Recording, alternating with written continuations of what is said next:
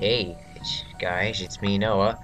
Uh, it's kind of late at night. It's 8:40, and then it's Tuesday night. And I'm like, you know what? I should do something before I go to bed. So I'm doing a post commentary of a video that me and Nick did this Saturday. I had to mute my computer, otherwise it would record the sound, and that would make me sad. So yeah, we decided we were gonna play some Zombies Under Reise, and this is I'll be honest, this is kind of a mediocre game. It kind of sucked, but this is gonna be a four-parter because if I don't, it'll be too long, and then YouTube will get all up in my face and be like, "No, you can't do that." And I'll be like, "Hey, I can do that." Imagine that. We need to And then we're turn gonna the get into a huge power fight, on. and then they're gonna How take away the money I original. make from these videos, which technically now I am monetizing my videos. Which, in case you guys were wondering,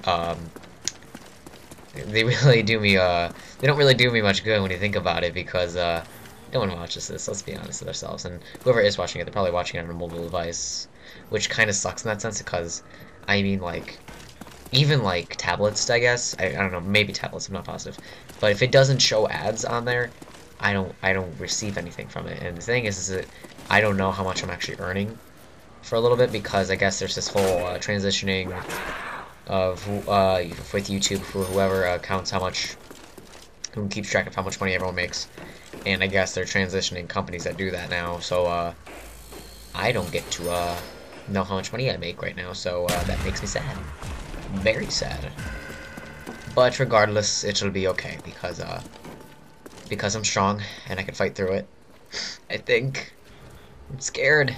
Help me.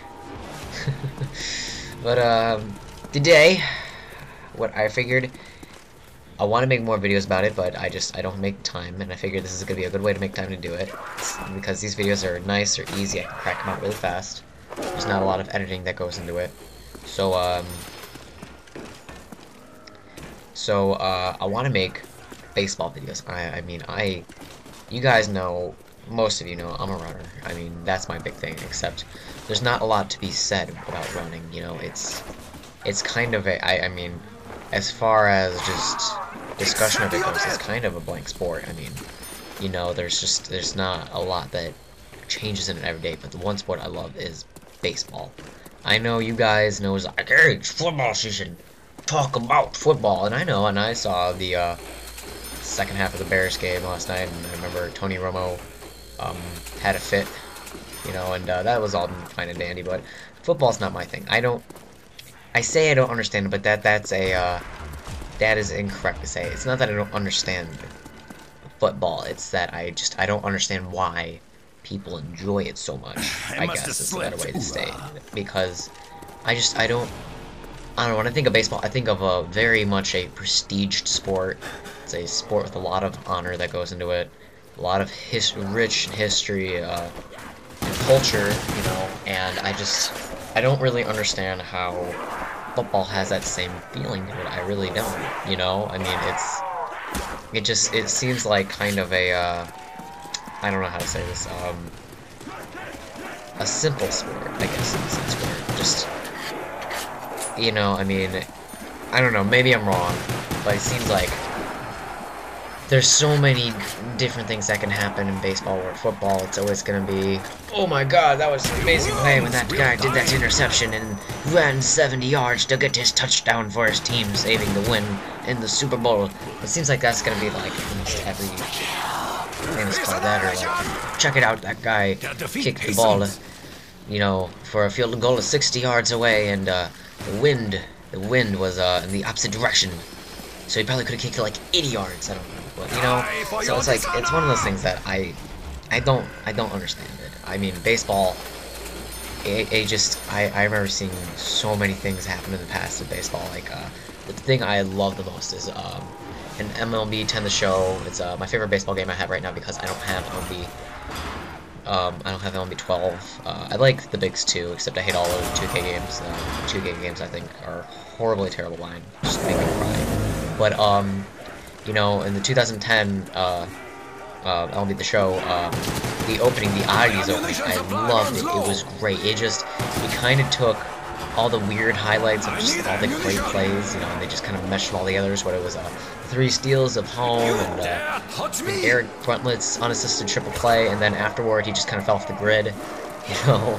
poor Eric Bruntlett, but you know, there's a lot of them. I mean, what else was there? Oh, it was the back-to-back Milestone Blast by Kaneko and Dai, which of course, me being a diehard Sox fan, I loved that. That was the like highlight of my day.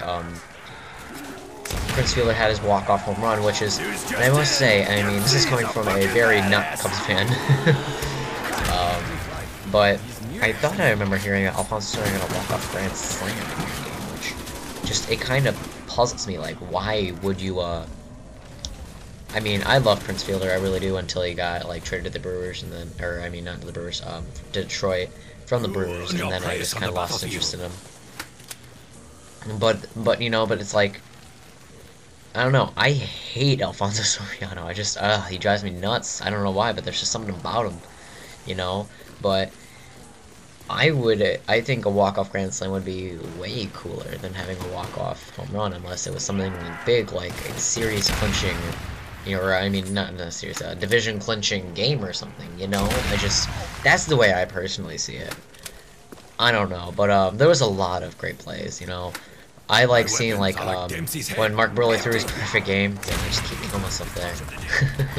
When Mark Burley threw his perfect game, I mean, the one thing that people always be talking about for a long time is Dwayne Wise's catch. And the sad thing is, I know, whatever, 20 years from now, no one's gonna know who Dwayne Wise is.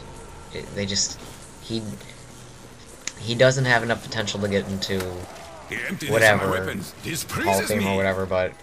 And he doesn't have the and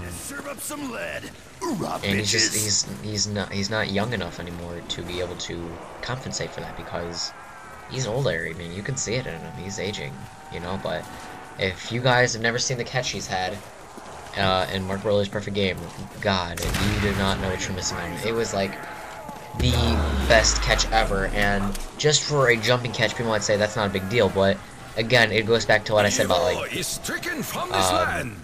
division clinching. It's the circumstances they're under that makes it special, and that was maintaining Mark Burley's perfect game in the 9th inning.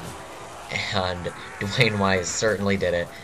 And of course, Hawk, you know, being Hawk, he was going nuts, and I was going nuts, and you know, and I loved it. I mean, I miss Phil Humber's perfect game. That made me real upset when I missed Phil Humber's. Like, my friend Adam, he ran down here like my house last night, and he's like, "Dude, Phil Humber threw a perfect game." I'm like, "Phil Humber threw a perfect game? Yeah, Phil Humber threw a perfect game. Oh my god!" And then like people stopped talking about Phil Humber really fast because he kind of went poopy a little bit, which.